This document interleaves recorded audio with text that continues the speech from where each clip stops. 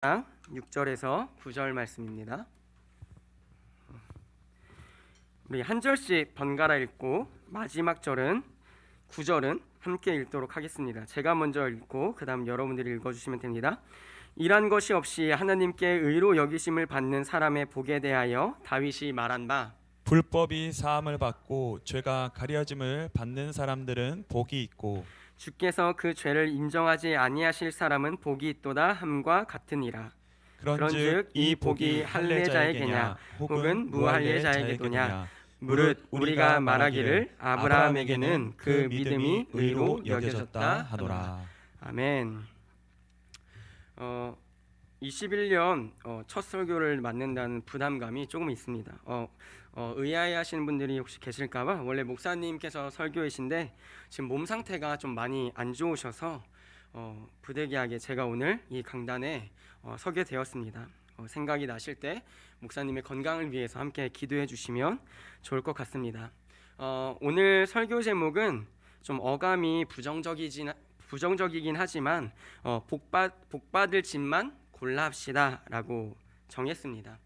어떤 짓이라고 얘기하는 건 어떤 일을 하찮게 여기는 말입니다. 하지만 이 짓이라는 단어가 어린 아이들에게 주로 사용된다는 것을 생각해 보면, 우리가 하나님 앞에서의 어린아이의 심정을 갖는다면 왜 제가 이 설교 제목을 복받을 일만 골라 합시다가 아니라 복받을 짓만 골라 합시다 라고 정했는지 아시게 될 것입니다. 유치부 사역을 하다 보면 특히 저희 빛과 소금 교회 같은 경우는 애들이 이제 적잖아요. 그래서 적으면 사실 다 예뻐 보여요. 왜냐하면 하나하나 다 관찰할 수 있기 때문에. 근데 아이들이 20명 정도 되면은 그 많은 아이들 중에서 유난히 이제 예쁜 애들이 있거든요. 유난히 예쁜 애들이 있어요. 그럼 그 아이들을 보면서 저희가 어떻게 얘기하냐면, 누구는 예쁜 짓만 골라해, 이런 투로 이제 복 받을 짓만 골라 합시다, 이렇게 얘기를 한 거예요. 그래서 어른분들이 혹시 들으셨을 때 어떻게 설교 제목을 어떤 짓 이렇게 이제 오해하실까봐, 그래서 어떤 아이들은 정말 예쁜 짓만 골라 합니다. 귀여운 짓만 골라 해요. 자기가 가져온 간식을 친구들이랑 나눠주기 전에 저한테 먼저 와서 주면은 그게 또 예쁜 짓이고, 잘 웃지 않는데 제가 막 농담하거나 장난치면 활짝 웃어주면 얘는 왜 이렇게 귀여운 짓만 골라해? 이렇게 이제 얘기하게 되는 거죠. 사람이다 보니까 모든 그 많은 아이들 중에서 모든 아이를 공평하게 똑같이 사랑할 수는 없는 것이죠. 하지만 그 중에서 한 번이라도 눈에 띄는 아이, 혹은 한 번이라도 귀여운 짓, 예쁜 짓을 하는 아이에게 사람이기에 눈이 가는 것이 정상이라고 생각합니다.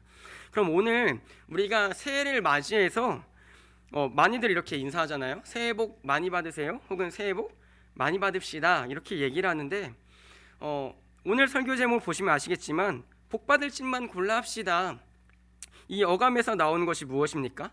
그럼 복 받을 짓이 무엇이냐는 거예요. 하나님이 보시기에 사랑스럽고 귀엽고 예쁜 짓이 무엇이냐는 거예요. 그 일을 할 때에 하나님은 우리에게 복을 주시고, 또 우리가 하는 그 일들로 말미암아 복의 복을 더하시는 2021년이 될 것입니다. 그래서 저는 이제 이 첫 설교를 정하면서 이 첫 설교가 올해 나의 삶을 이끌어가는 말씀이 되어야겠다라는 생각으로 로마서 4장 6절에서 9절을 정했습니다. 이 다윗이 얘기한 것을 이 바울이 인용한 건데요. 일한 것 없이 하나님께 의로 여기심을 받는 사람의 복에 대하여 다윗이 말한 바, 일한 것 없이 하나님께 의로 여기심을 받는 사람의 복. 우리가 어떤 일을 하면 그 대가를 받는 것이 정당합니다.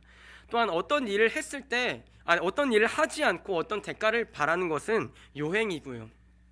근데 지금 하나님은 우리에게 우리가 행한 것이 하나도 없음에도 불구하고 그것을 의롭다고 여기신다는 거예요. 그리고 그것을 지금 바울은 어떻게 얘기합니까?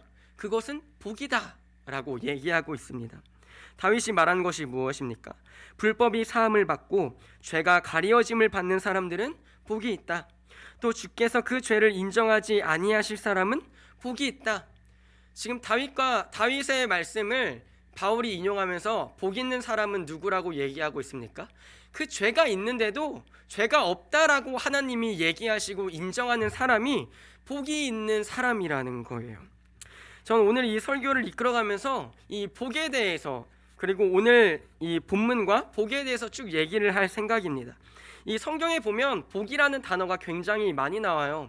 근데 이 한국교회에서 복이라는 단어가 조금은 다른 어감들로 많이 사용하기 시작하면서 이 목사님께서 강단에서 몇 번 설명하셨지만 이 기복신앙, 거기서 말하는 이 기복, 복은 하나님이 주시는 복이 아니라 내가 이 땅에서 신앙생활을 하는 동력이 세상의 물질과 세상의 나의 꿈, 나의 성공, 이것이 신앙의 동력이 되는 것을 기복신앙이라고 얘기를 하는 거예요.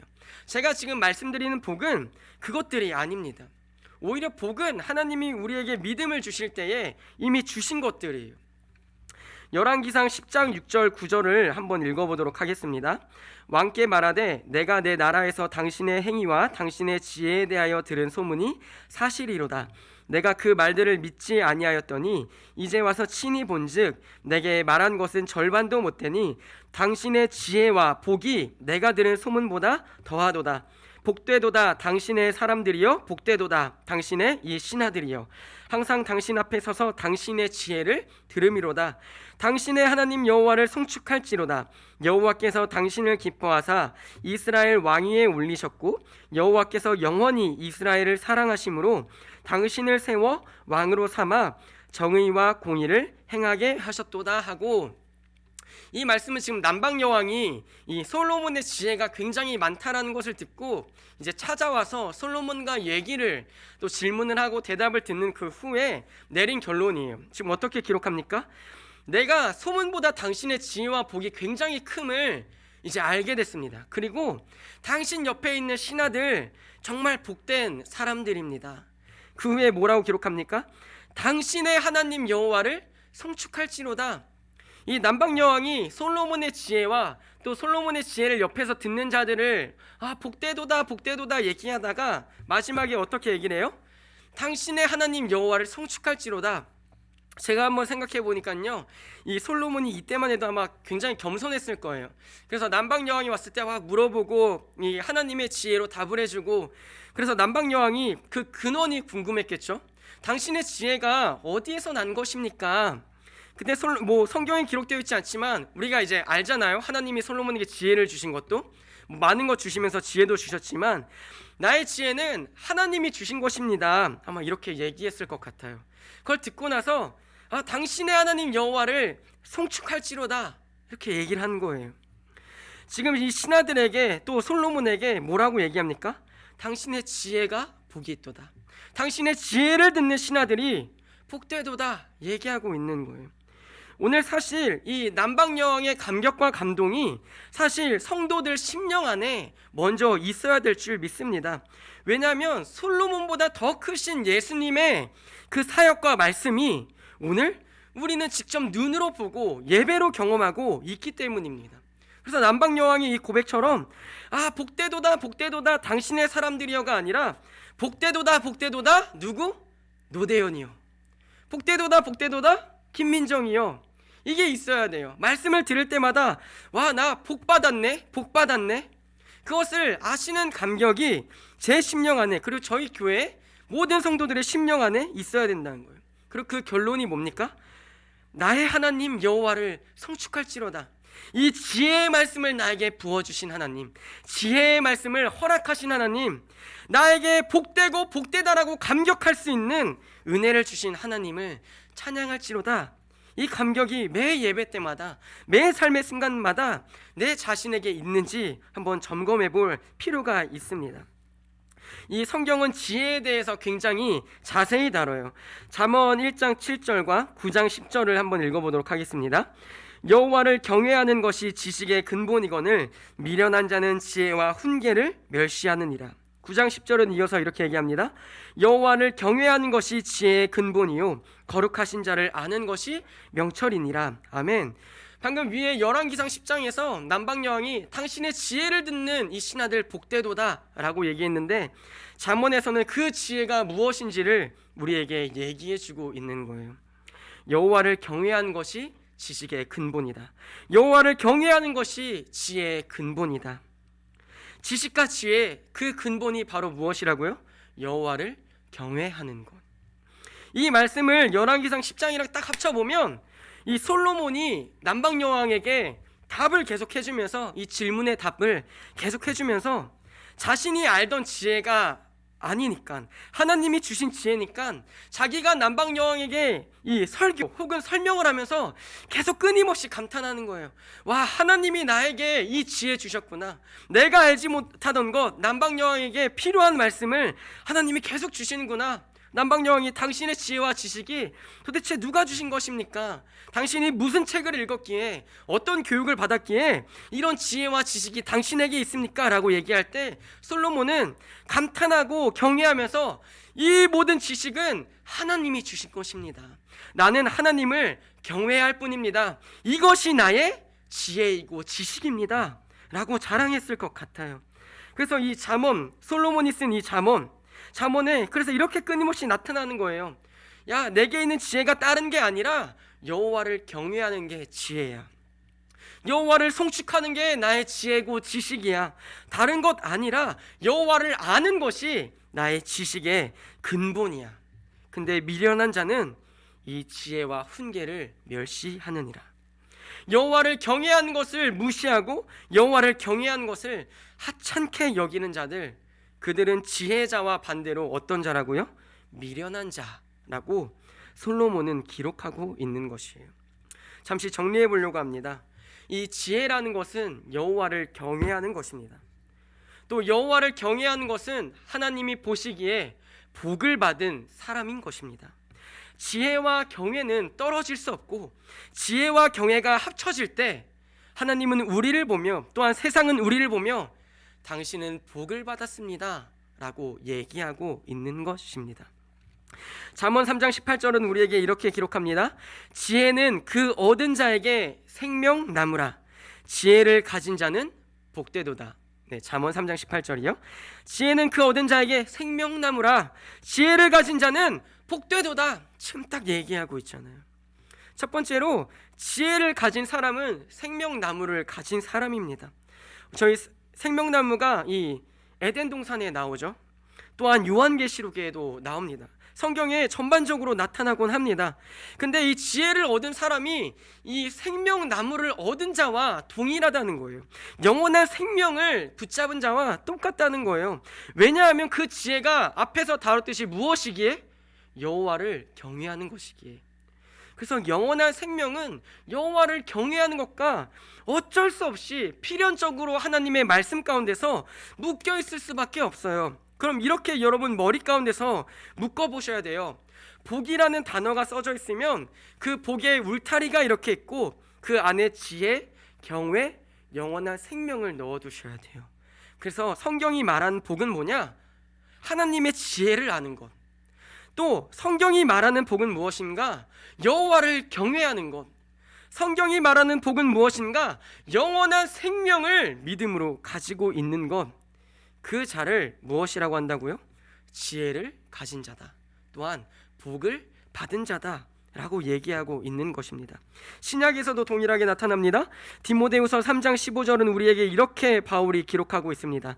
또 어려서부터 성경을 알았나니 성경은 능히 너로 하여금 그리스도 예수 안에 있는 믿음으로 말미암아 구원에 이르는 지혜가 있게 하느니라. 아멘. 예수 안에 있는 믿음으로 말미암아 구원에 이르는 지혜가 있게 한다고요. 무엇이요? 성경이요. 하나님의 말씀을 들음으로 우리는 예수 그리스도를 믿게 되고 그 예수 안에 있는 믿음이 우리에게 지혜를 부어주시는데 그 지혜는 무엇을 수반한다고요? 지혜는 그 얻은 자에게 생명나무라 라고 얘기한 것처럼 그 믿음이 구원에 이르는 지혜가 있게 하느니라 라고 얘기하고 있는 거예요. 우리가 말씀을 들을 때에 우리는 항상 복받은 자들이에요. 다른 복이 아니라, 세상이 말하는 복이 아니라 우리가 이 시간에 지금도 말씀을 들을 때에 우리는 나 복받았다 라고 감격하셔야 돼요. 근데 저도 제 자신을 생각해 보니까 이 예배가 형식이 되고 또 예배 드리는 시간이 많아지면 복받았다 라고 얘기하기보단 이 제 안에 있는 죄성이 어떻게 얘기해요? 목사님 설교하신 지 얼마나 됐지?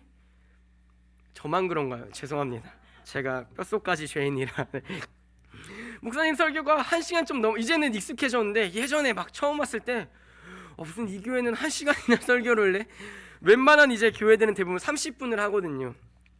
1시간을 해? 그럼 그게 나 복 받았다 이게 아니라 언제 끝나냐 이거. 도대체 언제까지 저렇게 목사님 말 빠르고 혼자 신나게 하시는 거지? 이 슬픔이 제 안에 있는 거예요. 죄송합니다. 네. 근데 이 말씀을 보니까 우리가 말씀을 들을 때 우리 안에 이 감격이 끊임없이 있어야 된다고 얘기를 하는 거예요. 나 복 받았다. 성경 그 말씀을 듣고 있는 누구? 내가 복 받았다. 그 말씀을 내가 지금 오늘 듣게 하시고, 내가 이 자리에 앉게 하시고, 내가 이 자리에 예배드리고 있게 하시는 그 하나님의 복, 내가 지금 받았구나. 내가 진짜로 복 받았구나. 그래서 새해에 여러분 복 많이 받으시기 바랍니다. 이제 매일 예배가 시작되면 여러분 복 많이 받으세요. 어떤 말씀인지 이해하시고 아멘 하시는 거죠. 매일 예배 때마다 오셔서 그 누구보다도 복을 많이 받으세요. 민정 집사님 정말 복 많이 받으실 줄 믿습니다. 전 일단 아멘을 안 했습니다. 농담입니다. 정말 내가 예배 드리는 게 어렵고 힘든 게 아니라 나 지금 또 복 받으러 가. 또 뭐 부모님이나 누가 화요일, 목요일 날, 수요일 날, 금요일 날은 이제 세상 분들도 예배가 있다는 거 아시니까 화요일, 목요일도 너 어디 가? 나 복 받으러 가. 이렇게 대답하세요. 좀 그런가요? 그냥 예배드리러 간다고 하세요. 네. 나 복 받으러 가. 그렇게 얘기할 수 있는 거예요. 왜? 말씀이 복이니까, 이 지혜가 복이니까, 이 영원한 생명이 복이니까, 하나님을 경외하는 것이 복이니까.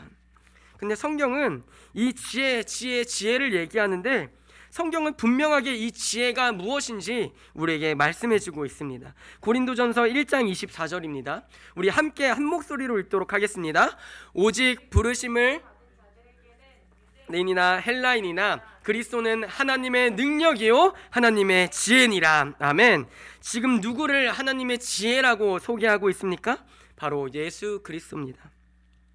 우리에게 하나님 지혜 주시옵소서 기도하는 것은 맞지만 가장 우선적인 지혜는 바로 예수 그리스도입니다.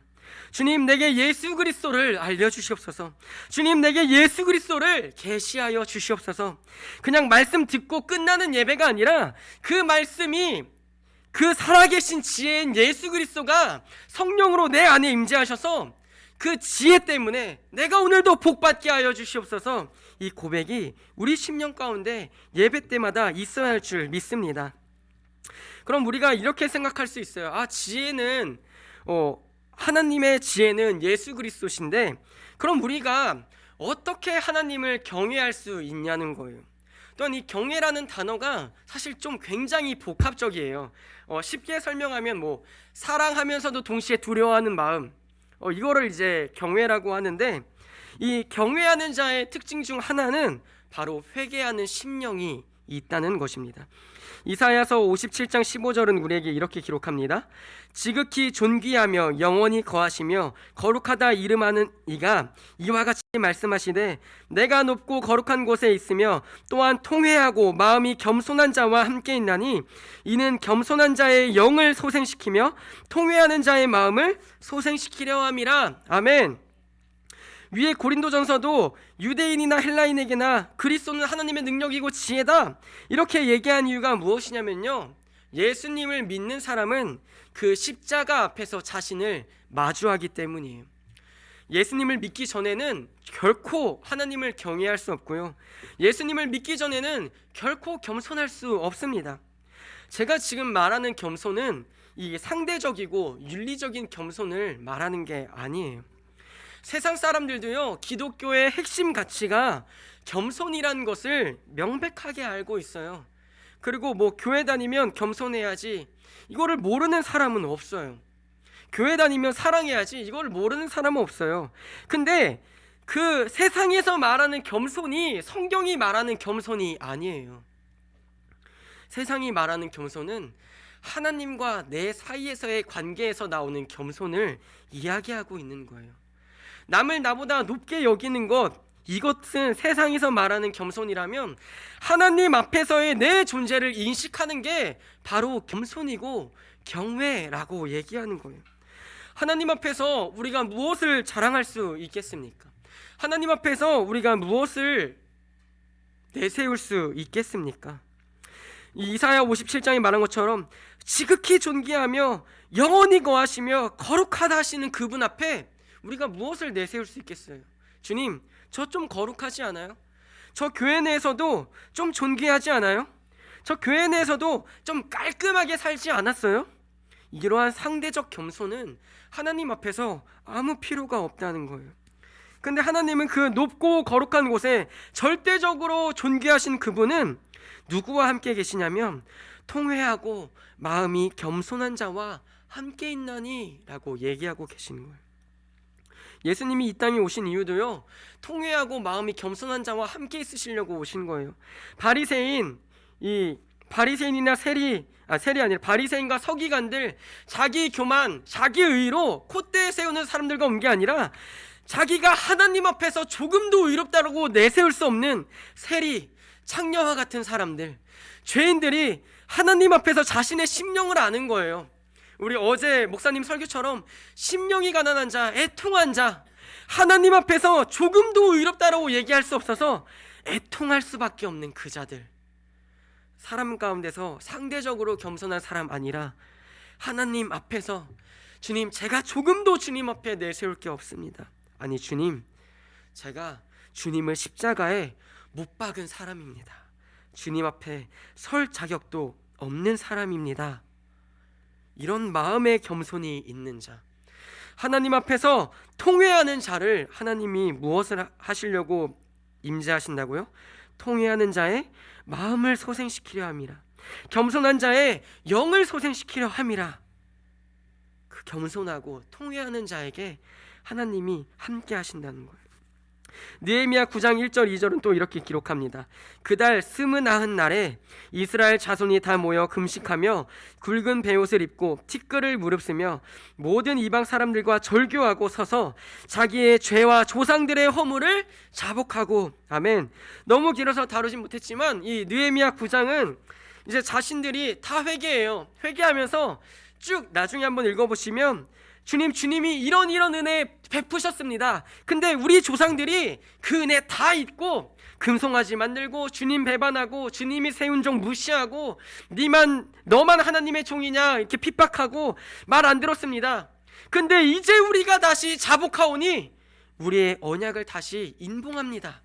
우리의 하나님이 주신 언약을 우리가 다시 기억하기로 약속했습니다 라고 지금 자복하고 있는 것이에요. 이게 바로 하나님 앞에서의 경외입니다. 내가 할 수 있는 것 아무것도 없습니다, 주님. 그래서 저는 하나님의 심판이 두렵습니다.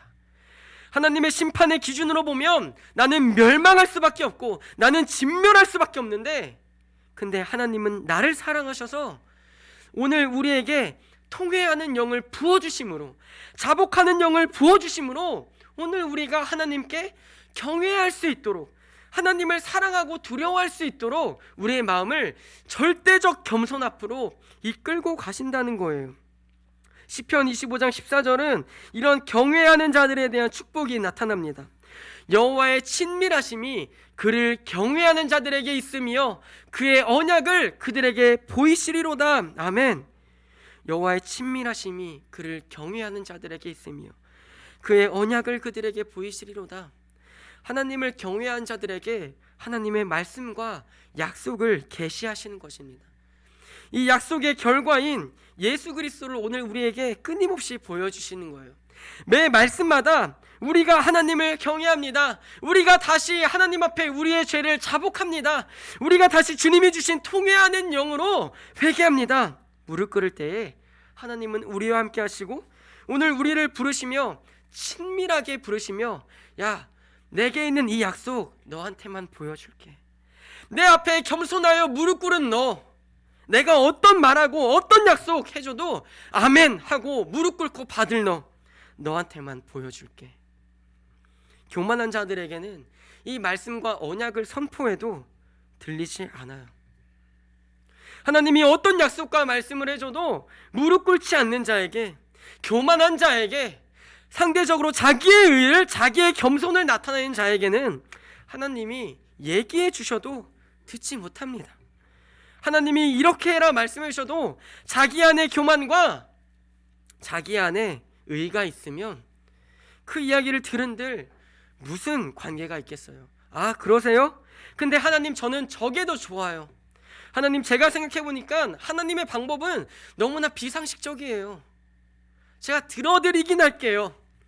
하나님이 보여주신 거 보기는 할게요. 근데 저는 제 눈에 좋은 것을, 제 귀에 듣기 좋은 것을 택할게요. 그래서 이 사역자의 자리에 서 있다 보면 제가 나이가 어림에도 불구하고 많은 상담을 요청해요. 뭐 저희 교회뿐만 아니라 다른 이전에 사역했던 곳에서 뭐 고민이 생기면은 이제 자기 교회의 이 사역자에게 상담하긴 그러니까 이제 외부에 저에게 이제 사역을 상담을 하는 거죠. 근데 상담을 정말 치열하게 열심히 고민해서 잘해주는데 문제는 뭐예요? 그대로 안 하거든요. 그대로 안 해요. 상담을 해줘도 자기 생각이 가득하고 이미 자기가 답을 정해놓고 주로 상담을 요청하잖아요. 그 상담자에게서 이 어떤 말이 들리길 바라면서 내 생각을 옹호해 주길 바라면서 얘기하는 거예요. 자기 생각과 자기 판단이 이미 있기 때문에. 그래서 하나님은 우리에게 어떤 말씀을 하실 때에 교만한 자에게 말씀하시기보다 이미 들을 준비가 있는 자에게, 이미 경외하고 지혜가 있고 영원한 생명이 하나님께 있음을 알고 믿는 자에게, 즉 예수 그리스도를 온전히 붙잡고 사랑하는 자에게 친밀하게 오셔서 야, 내 약속 이거 있는데 너 들어볼래? 라고 말씀을 전해주시는 거예요. 혹시 이 예배를 들으시고 계신 분 중에 이 말씀이 들리지 않는 분이 계시다면 가장 먼저 점검해 볼 건, 아, 목사님이 요즘 성령 충만하지 않으신가? 혹은 강도사님, 전도사님 성령 충만하시지 않으신가? 그 고민을 먼저 하시기보다 내가 요즘 하나님과의 관계 가운데 무릎 꿇은 적이 있나 없나를 먼저 돌아보시는 게 정상적인 겁니다. 이게 성도분들의 은혜 받지 못한 것을 제가 강단에서 탓하는 게 아니고요, 정말 그래요. 이거는 제 경험담이에요. 제가 은혜를 못 누릴 때, 어떨 때 가장 은혜를 못 누리냐면 제가 충만할 때예요. 그러니까 충만하다는 게 충만하다가 이제 내 안에 나는 괜찮아, 나는 똑바로 섰어, 나는 올바라 라는 생각이 딱 들면 그 순간부터 말씀이 들리지 않아요. 왜? 내 답을 갖고 있기 때문에, 내 생각이 강하기 때문에, 내가 경험하는 것들이 옳다고 믿고 있기 때문에 그때부터 들리지 않는 거예요. 그래서 충만할 때가 가장 두렵고 충만할 때가 더욱 엎드려야 할 때입니다. 그래서 여러분들 혹시 말씀이 들리지 않은 지 오래됐다 라고 이렇게 생각이 드시거나 요즘 뭔가 마음이 답답하고 예배 시간에 남들은 다 은혜를 누리는데 나는 누리지 못하는 것 같다, 이런 생각이 드시면 가장 먼저 고민해 보셔야 할 것은 내가 요즘 하나님 앞에 무릎을 얼마나 꿇고 있는가, 그것을 온전히 다시 하나님 앞에서 회개하셔야 돼요. 주님, 내 안에 세워졌던 그 영적인 기준, 내 안에 세워졌던 그 말씀의 기준, 내가 판단하고 내가 생각했던 그 의의 기준 다 다시 무너뜨립니다. 내 안에 통회하는 영을 부어주시옵소서, 내 안에 경외하는 영을 다시 부어주시옵소서 기도해야 될 때가 왔다는 거예요. 근데 이것도 저희 마음대로 되는 게 아니에요. 이사야 11장 2절을 함께 보도록 하겠습니다.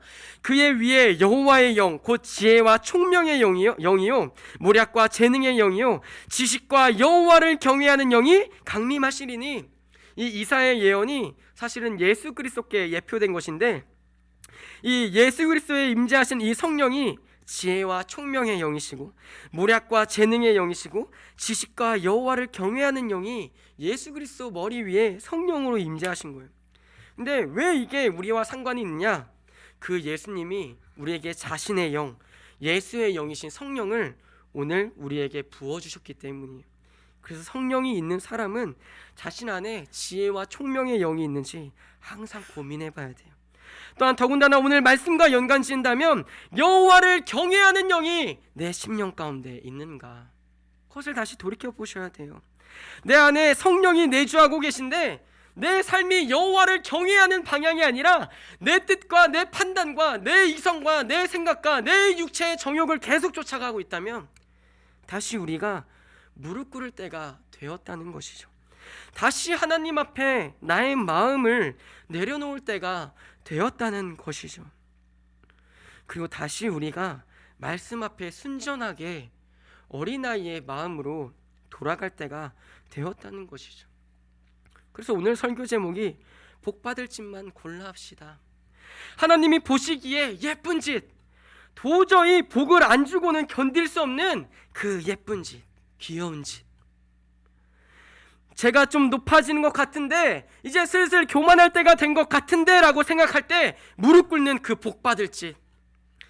한참 충만해서 이지저지 사고 칠 것 같은데 그때 다시 예배 가운데 은혜를 받고 사모하려는 무릎 꿇음이 있는 하나님이 보시기에 귀여운 짓.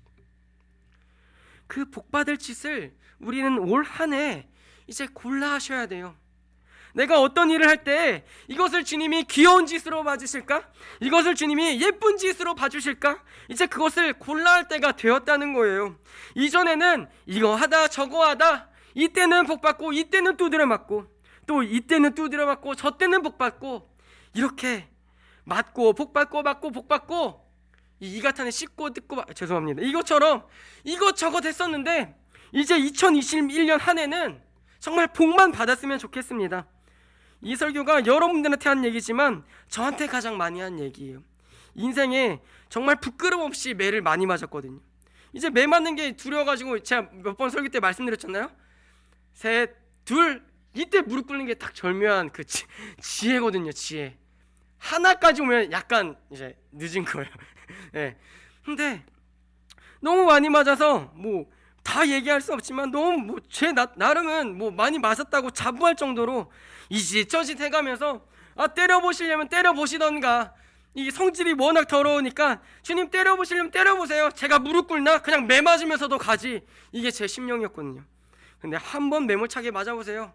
다시는 주님 바지가랑이 잡으면서 살려달라고 이 월요일마다 사역자 회의하러 담임 목사님 가면 꼭 한 번은 보는 게 이제 찬수가 안방으로 끌려가는 거거든요.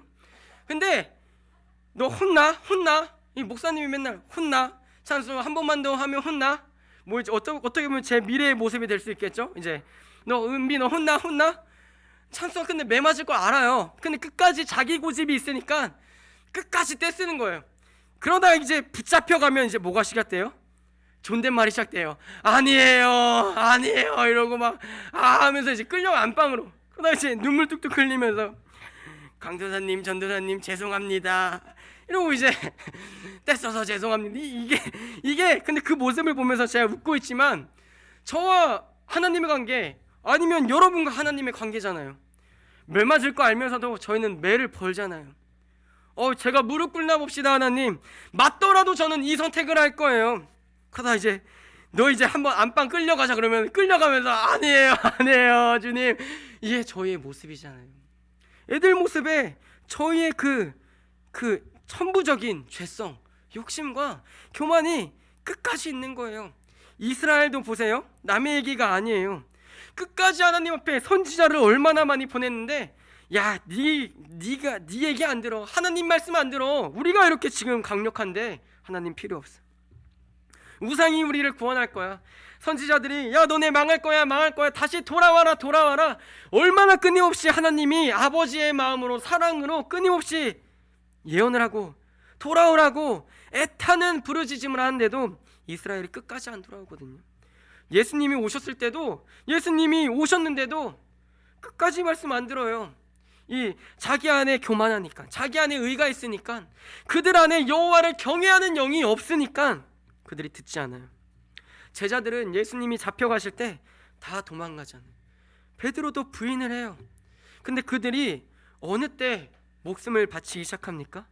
그 여호와를 경외하는 영이 오순절날 성령이 불같이 임하고 나서야 그들이 공회 앞에 끌려가서도 야, 나 니들 안 두려워.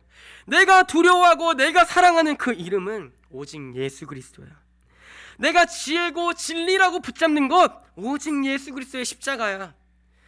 내가 십자가에 매달리신 그 하나님 예수 그리스도를 이제 알고 믿고 붙잡을 때에 다른 것 두려워하고 다른 것 앞에 무릎 꿇는 것 아니라 오직 내가 예수 그리스도의 이름 앞에 무릎 꿇기로 작정했을 때 그 성령이 인도하시는 대로, 여호와를 경외하는 영이 오늘 내 심령에게 요구하시는 대로 인도하는 곳, 세상 앞이 아니라, 세상의 두려움, 세상의 겸손, 세상의 의 앞이 아니라 절대적인 의를 가지고 절대적인 사랑을 가지고 우리에게 예수 그리스도라는 성육신하신 그 예수 그리스도 앞에 내 영혼이 굴복했을 때에, 엎드렸을 때에 하나님은 오늘 우리를 이렇게 얘기하시는 거예요. 내 안에 경외함을 내가 이제 알았노라. 이 고백이 누구에게 하나님이 말씀하신 고백이에요? 이 아브라함이 이삭 바쳤을 때 하신 고백이거든요. 하나님이 들려주신 얘기거든요. 네가 네 사랑하는 독자를 아끼지 아니하는 것을 보니까 내가 이제 네가 경외하는 것을 알았도다. 내 생각, 내 판단, 내 뜻이 하나님보다 우선되는 것 아니라 하나님이 바치라고 했을 때에 예 주님, 내가 우선되는 것 아니라 여호와를 경외하는 영이 내게 명령하신 것, 하나님이 말씀하신 것, 그것 앞에 내가 무릎 꿇었을 때 하나님은 우리에게 이제야 네가 나를 경외하는 것을 알겠노라 라고 얘기하시는 거예요. 그게 하나님이 인정하는 자예요. 그게 하나님 앞에 복 받을 짓만 골라하는 사람이에요. 올 한 해 여러분 복 많이 받으시기를 정말로 축원합니다. 또 저와 제 가정에도 복 받을 짓이 넘치기를 간절히 바랍니다. 정말 하나님이 보시기에 대현이 복 받을 만해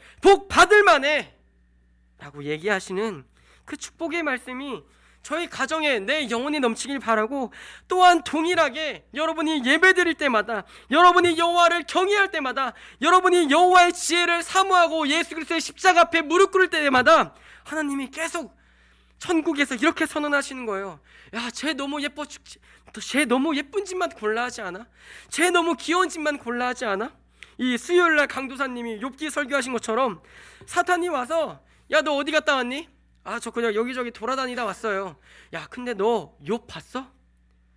걔 보면 나 요즘 예뻐 죽겠어. 걔 보면 나 귀여워 죽겠어. 그러니까 사탄이 어떻게 얘기해요? 걔가 이유 없이 하나님 경외하겠어요? 걔가 이유 없이 하나님 사랑하겠어요? 야, 아니야. 쟤는 다 가져가도 내 눈앞에 귀여운 짓 할 애야. 쟤는 복 받을 짓만 골라하는 애야. 그 믿음의 승부가 올 한 해 이미 시작된 거예요. 그래서 이 찬양 인도했을 때 주께서 전진해 온다. 저 성벽을 향해 전진하라. 이제 복 받을 짓을 향해서 주님이 가신 그 길 앞에 우리가 무릎으로 따라가는 거예요. 그래서 우리에게 근거가 있어야 돼요. 고리가 있어야 돼요. 주님, 우리가 누군가를 중보할 때도 근거가 있어야 중보를 하죠. 안타까운 마음으로도 중보하지만 주님, 저 사람 좀 도와주세요. 저 사람 좀 참아주세요. 좀 매를 참아주세요. 왜? 저 사람이 그때 하나님 앞에 순전하게 드렸던 그 겸손, 주님 아시잖아요. 주님, 저 사람을 향한 분노를, 진노를 참아주세요. 이 한국교회에 코로나라는 진노가 쏟아졌는데 이제 옛 선배들이 쌓았던 근거는 이미 사라진 거예요. 그때는 이미 저희가 복을 다 받았어요. 이 한국교회가 부흥한다고 한 그 시점, 이미 그 순교의 신앙과 선배들의 피가, 그 피 때문에 하나님이 복 주시고 복 주셨거든요. 그럼 다음 세대에 복이 있기를 간절히 원한다면 오늘 우리 교회, 작게는 우리 교회 다음 세대에 하나님이 부어주시는 복이 넘치려면 오늘 우리의 무릎이 있어야 돼요.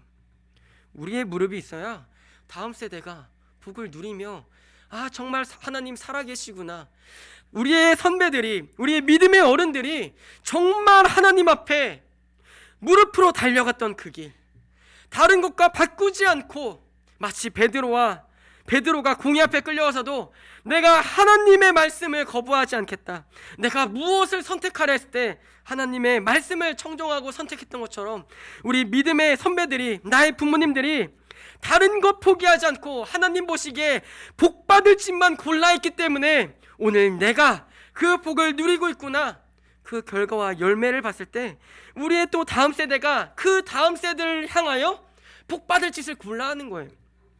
우리 삶의 결과와 열매를 통해서 우리는 다음 세대에게 이것을 끊임없이 물려줘야 됩니다. 야, 너 복 받고 싶니? 하나님 앞에 전적으로 항복해. 너 복 받고 싶니? 하나님 앞에 죽으면 죽으리라 결단해. 너 복 받고 싶니? 하나님 앞에 너의 결심을 세워서 손을 늘어뜨리지 말고 어깨를 늘어뜨리지 마. 주님이 달려가자 할 때 달려갈 줄 알고, 주님이 무릎 꿇으라 할 때 무릎 꿇을 줄 아는 그 사람이 바로 복받는 자야.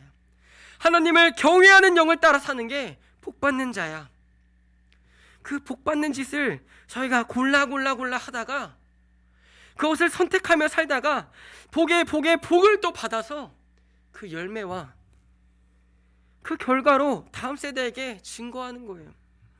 내가 주님 포기하지 않았던 그 예쁜 짓 했던 그 결과, 주님이 보시기에 복받을 짓만 골라 하는 그 얄미운 결과, 정말 지혜로운 그 행동이 올 한 해 저의 삶에, 그리고 여러분의 가정의 삶에, 또한 빛과 소금 교회에 그 복받을 짓이 넘치기를 정말로 축원합니다.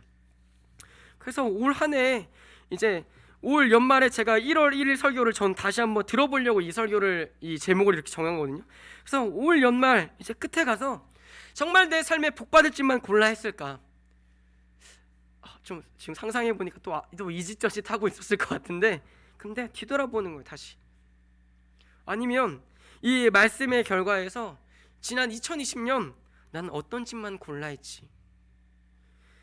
우리 가정에 나의 행동 때문에 매 만드실 짓만 내가 골라 하지 않았나? 내가 불만과 교만, 하나님이 미워하시고 슬퍼하실 일만 골라 하진 않았나?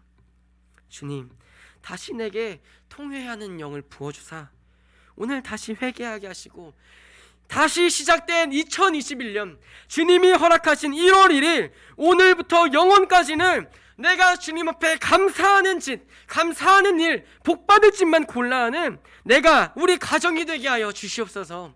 매 예배 때마다 하나님께 영광 돌리고 찬송 돌려서 복받을 짓만 골라 하는 내가 되게 하시옵소서. 하나님이 보시기에 야, 대원이 쟤는 복받을 짓만 골라 한다, 야, 명수 쟤는 복받을 짓만 골라 한다, 야, 임철 목사 쟤는 정말 복받을 짓만 골라 한다, 야, 진짜 빛과 소금 교회, 야, 어떻게 복을 안 주고 견딜 수 있겠니? 그 하나님의 기쁨과 하나님의 즐거움이 정말 우리 교회로 말미암아 하나님이 그 기쁨을 이겨내지 못하는 예쁜 짓만 골라하고 귀여운 짓만 골라하고 복받을 짓만 골라하는 2021년 빛과 소금 교회가, 그리고 우리의 가정이, 그리고 나의 영혼이 되었으면 좋겠습니다.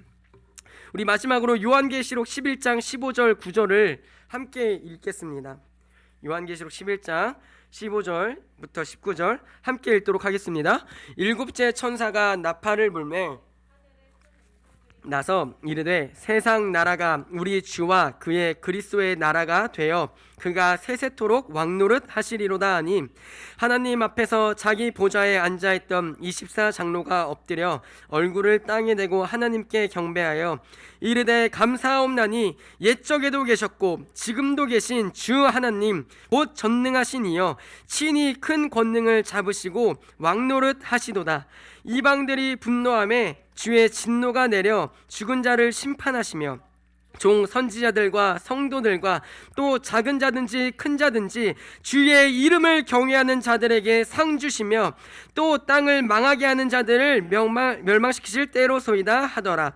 이에 하늘에 있는 하나님의 성전이 열리니 성전 안에 하나님의 언약궤가 보이며 또 번개와 음성들과 우레와 지진과 큰 우박이 있더라. 아멘.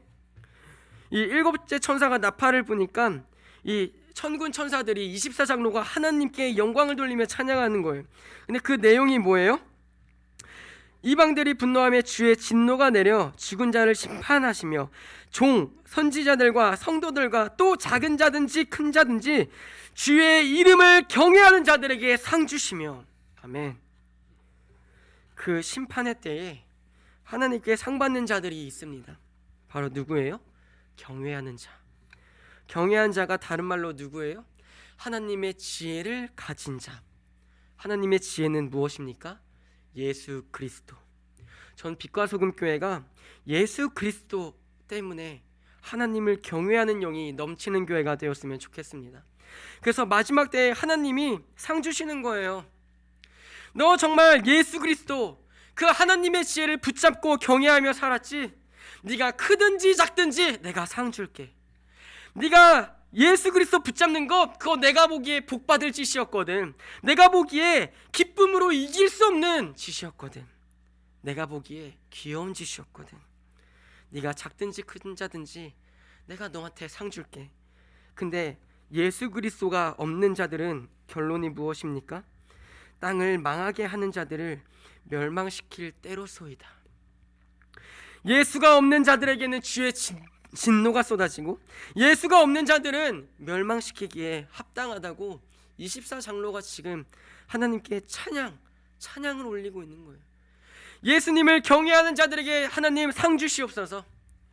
예수를 포기하고 버리고 무릎이 없는 자들에게, 경외하는 영이 없는 자들에게 자신의 높은 콧대를 세우고 목이 굳고 마음의 할례를 받지 못한 자들, 하나님 그들을 진멸하여 주시옵소서. 하나님 앞에 복받을 근거가 없는 자들 주여 치시옵소서. 이 하나님의 마지막 오른쪽과 왼쪽에 심판의 날이 올 때 우리는 하나님 앞에 주여 내가 내 인생길에 주께서 보시기에 주님의 말씀과 주님의 언약에 기록된 대로 제가 예수 그리스도라는 생명나무를 붙잡고 살아왔습니다. 자랑할 수 있을 법한 때에도 하나님 앞에 무릎 꿇어서 주님 앞에 오히려 더 겸손히 무릎 꿇었고, 내가 가진 건 넘치고 많았지만 그것들로 꼴값 떨었던 게 아니라, 그것들로 자랑했던 게 아니라, 내가 혹시 교만해질까봐, 내가 혹시 예수 그리스도의 십자가 포기하고 놓칠까봐 오히려 그것들 더욱 내려놓고 무릎 꿇었습니다. 내가 그래서 자랑할 것, 사도 바울처럼 오직 예수 그리스도를 아는 지식 외에 모든 것을 배설물로 여겼습니다. 하나님이 주신 여호와를 경외하는 영으로 내가 이 땅을 하나님을 경외하며 살았습니다 라고 고백할 때 하나님이 그래, 너 복 받을만 하다, 너 정말 십자가 붙잡고 살았구나, 너 정말 경외하며 살았구나, 너 정말 지혜를 붙잡고 살았구나, 너가 생명나무의 과실을 먹고 살았구나 얘기하실 때 세상 사람들이 보기에 다른 복 아니라 그 마지막 때 우리가 주님의 품에 안기는 것을 보면서 세상의 사람들이 얘기하는 거예요. 당신 정말 복 받았군요. 당신 정말 복 받았습니다. 그 복을 올 한 해 우리가 누리기를 축원합니다. 하나님 품에 안겨 있는 그 참된 복을 오늘 우리가 매일 예배 때마다 매일 삶 가운데 서로 인사하는 거예요. 당신 예배 오셨군요. 하나님의 말씀이 들리시는군요. 당신 복 받았습니다. 당신 복 받았습니다. 그래서 아까 처음에 인사했던 새해 복 많이 받으십시오. 새해가 시작됐습니다. 여러분, 저와 함께 정말 복 받을 짓만 골라하는 빛과 소금 교회 되었으면 좋겠습니다. 그리고 이 강단에서 복 받을 짓을 하는 요령이 계속 터졌으면 좋겠어요. 그게 무엇입니까? 바로 복음이에요. 복음, 복된 소식, 여러분들에게 복이 되는 소식. 그래서 매일 말씀 예배 가운데 이 문을 나갈 때마다 하나님 정말 저 복 받았습니다, 저 정말 복 받았습니다, 복의 복을 받았습니다 라고 고백할 수 있는 우리 빛과 소금 교회, 그리고 여러분들의 가정, 그리고 우리 영혼이 되었으면 좋겠습니다. 이 시간 우리 주께와 엎드려 함께 찬양